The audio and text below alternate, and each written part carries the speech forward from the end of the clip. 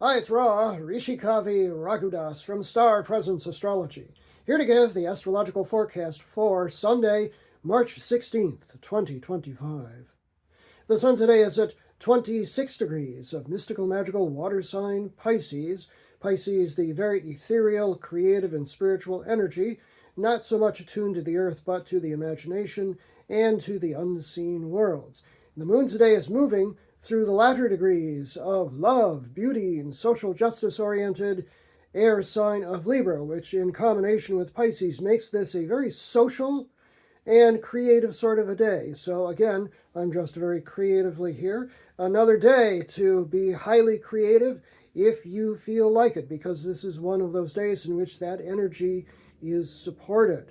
The moon starts off with an opposition to Chiron called the wounded healer, which means emotional issues can come up in the morning. That occurs at 7:06 a.m. Pacific Daylight Time, 10:06 a.m. Eastern Daylight Time, 2:06 p.m. Greenwich Mean Time. Moon at 21 degrees of Libra, opposite Chiron, called the wounded healer, at 21 degrees of Chiron. So easy does it in the morning. And in fact, after this, there are no less than four, count them, four awkward 150-degree angles called inconjuncts, the angle that I call the adapt, adjust, accommodate angle, which basically means it is a go-with-the-flow sort of day.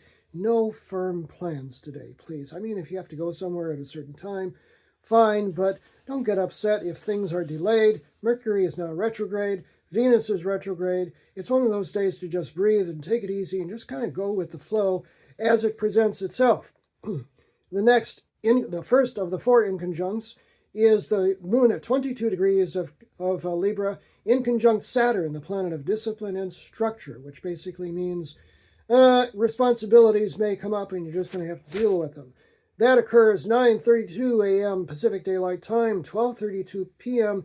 Eastern Daylight Time, 4:32 p.m. Greenwich Mean Time. Dealings with authorities or having to be the authority might be a little tough at that point.